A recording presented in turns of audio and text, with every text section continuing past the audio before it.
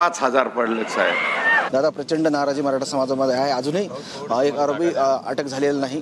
मात्र जे आरोपी अटक केलेले आहेत, जे हत्येमधले, त्यांच्यावर मोका लावण्यात आलेला आहे. नाराजी आणि संताप हे दोन्ही आता होणारच आहे. कारण तुम्ही मोका खंडणीतल्या लोकांना लावत नाहीत, सगळ्यांना सारखा न्याय देत नाहीत. तुम्ही कुटुंबाला बोललात, तुम्ही एक करतो मुख्यमंत्री, दुसरंच करायला लागले. इथं धाराशिवमध्ये 3-3 वर्षाच्या मुलीवर बलात्कार व्हायला लागले. तो धनंजय मुंडे टोळ्या वापरायला लागला गुंडाच्या, सारखा तो त्याच्या लोक धमक्या देतात धनंजय देशमुखला.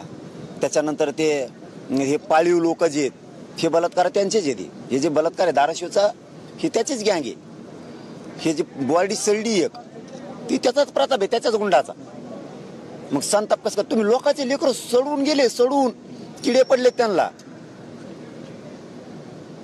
तरी तुम्ही सरकार त्यालाच संभेदा. आणि तरी तुम्हीच म्हणता जातीवाद, तरी तुम्हीच म्हणणार जातीवाद. ते धनंजय मुंड्याच म्हणणार जातीवाद करतो आम्ही. तू लोक मारू टाकायला लागला. तुला धनगर कळणार, मराठी कळणार, तुला दलित कळणार. तू कोणाला उठला की मारून टाकायला होतो त्या टोळीला. आणि जातीवादी आम्हाला म्हणतो. वंजाऱ्याला कधी बोललो आम्ही? धनगर दलित मुस्लिमांना बोललो कधी? गुंडेगिरी करणाऱ्याला बोलायचं नाही का? त्यांना कापून द्यायचं का? त्या केज मध्ये सुद्धा एक मुलगी मारून टाकली, त्यात धनंजय मुंडेची टोळी. म्हणजे तो गुंड पाळले लोक मारून टाकायला, त्याची टोळी सगळी. त्या पिठी नायकला धनगराचं पोरग मारून टाकलं, याची टोळी. आता बाहेर पडायला लागले. आता हे आमच्याकडे यायला लागलं म्हणून माहित व्हायला लागले.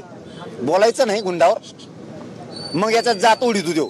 तो धन्या मुंड्या जात उडीतो, वंजरी उडीतो, ओबीसी उडीतो. आता कर तू पाप. तू जातीला कशाला पुढं करतो रे? वंजारी जातीला पुढं काय करतो, ओबीसी जातीला पुढं काय करतो? खुन करणार तू. त्या महारनोर म्हणून त्यांचा मर्डर कर, तोही टोळी. तू माणसं सरळ मारायला लागला.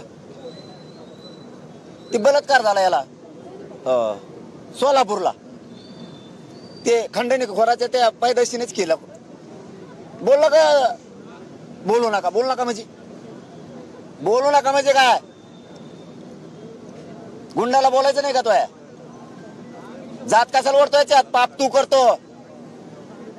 आणि ती लाभार्थी टोळी धनंजय मुंडे ही आंदोलन करायला पाठवितो. उलट हे धनंजय मुंडेनी जातीला डागा लागायला लागला त्याच्या. येणे हे आरोपी टंगळे धरून उडू आणले पाहिजे, जेलमध्ये टाकले पाहिजेत. खराच जर धनंजय मुंडे मराठ्यांना मानतो म्हणतो ना, तो मागा एकदा म्हणला होता, मी ज्या वेळेस संकटात होतो त्या टायमाला मराठ्यांनी मला साथ दिलेली. तू जर खरा असल असतील ना, तर हे जे बलात्कार करतात का पोरं, संतोष देशमुखला मारते, यांना टंगळे धरून ओढून आण. धनगराचे पोरं मारून टाकलेत. या मारून टाकणाऱ्याला, त्या आरोपीला टंगळे धरून ओढून आण, जेलमध्ये टाक. मग मराठी म्हणते तू उपकार तुला. अरे करायला लागला पाप तू.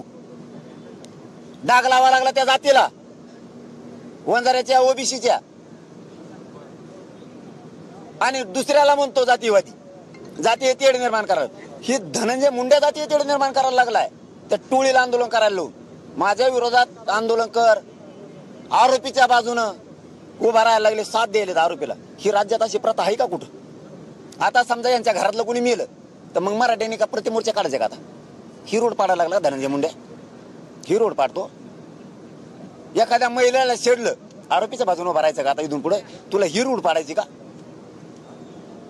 कोणत्या दिशेला चालला तू? आरोपीच्या बाजूने मग आम्ही आंदोलन करू इथून पुढं. राज्यव्यापी आंदोलनाचा इशारा दिलाय. का नाही देणार? हे काय आहे? मग आता डोकं सरकलंय. आज 3 वर्षाच्या मुलीवर बलात्कार. कोण संभळतोय धनंजय मुंड्या? कोणाला संभळतोय? त्या पोराने काय केलं? सोलापूरमध्ये बलात्कार. काय करायला धनंजय मुंडे? कशाला तो जात वंजारीचे बदनाम करायला? तू स्वतः पाप फेडणार, तू पाप करणार, तू फेडणार तूच. त्यांना कशाला डाग लावतो? ही कोणची पद्धत आहे? पाप तू करणार आणि पापावर पांघरून घालायसाठी ओबीसीला बोलिणार. म्हणजे ओबीसीला पांघरून टाकायला होतो, म्हणजे पाप कर तू. आणि तो याच्यात वडेव. ओबीसीचं सुधाराव नाही वाटले तुला? एखाद ओबीसी काही खायचं असलं की तुलाच, योजना तुलाच. आणि आता संकट आलं, ओबीसीचा पळा. हे असं पळा का लोकांच्या लेकरावर बलात्कार करून ते धनगराचं पोरग तळ्यात मारून टाकलंय. पिठे नायगावच्या बीड आणि पाटोद्याच्या बाउंड्रीवर ते महारनूरचं पोरग मारून टाकलंय. बंगाली पिंपळ्याचं त्या बागपिंपळगावचं मारून टाकलंय गेवरा तालुक्यात. काय प्रयोग येते आता लय येणार आहे बाहेर. आणि लोकांना माझं TV 9च्या माध्यमातून आव्हान आहे, माझे भात दाबून राहू नका. कोणी कोणाकोणावर अन्याय झाले ना सगळे सांगा.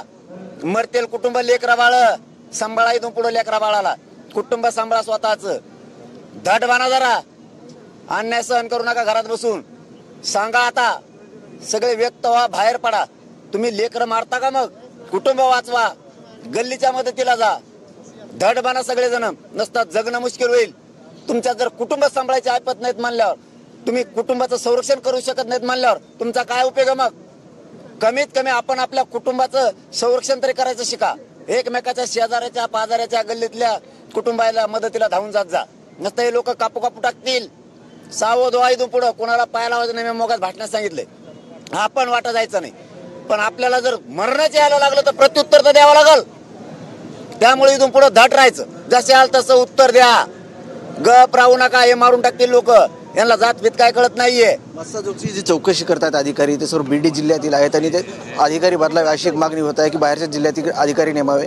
त्या चौकशी समितीत काही अडथळे येतात का असं तुम्हाला वाटतंय का? येत असतील 100%. आता तर डाऊट यायला लागलेत. असले प्रकार व्हायला लागले. तुम्ही मोका लावित नाहीत, 302 मध्ये घेत नाहीत. याचा अर्थ तुमचा आरोपी सोडायचा अंदाज आहे का? साहेब, मुख्यमंत्री साहेब, झोपेत असताना तुम्हाला वाटत असेल सत्ता आहे. तुम्ही जर एक बी आरोपी सोडला ना त्या दिवशी कळन तुम्हाला काय कचकास्त. जनता कशाला म्हणते तर मराठी कशाला म्हणतात. तुम्ही बापीत राहू नका. तुम्ही खोटे खोटे आश्वासन देता, गोड गोड बोलता, 10 लाख रुपये देत बसता, कुटुंबाला याला त्याला घेऊन जा तुपल्या माघारी. हो, नाटकं नको करू भाऊ. इथं न्यायच पाहिजे आता. हे पटलं नाही आजचं. बस का मोकाला येत नाहीत. कोण म्हणतं पुरावे नाहीत. यंत्रणा तुमची, तुम्ही नाही म्हणू शकता पुरावे नाहीत म्हणून. एवढं मोठं जर राज्यात नेटवर्क आहे स्ट्रॉंग, त्याचं कुख्यात गुंडगिरीचं टोळ्या आता सगळ्यावर गुन्हे दाखल आहेत. त्याला तुम्ही बाजूला ठेवताय आणि मोका दुसऱ्यावर लावताय. 302 दुसऱ्यावर लावताय.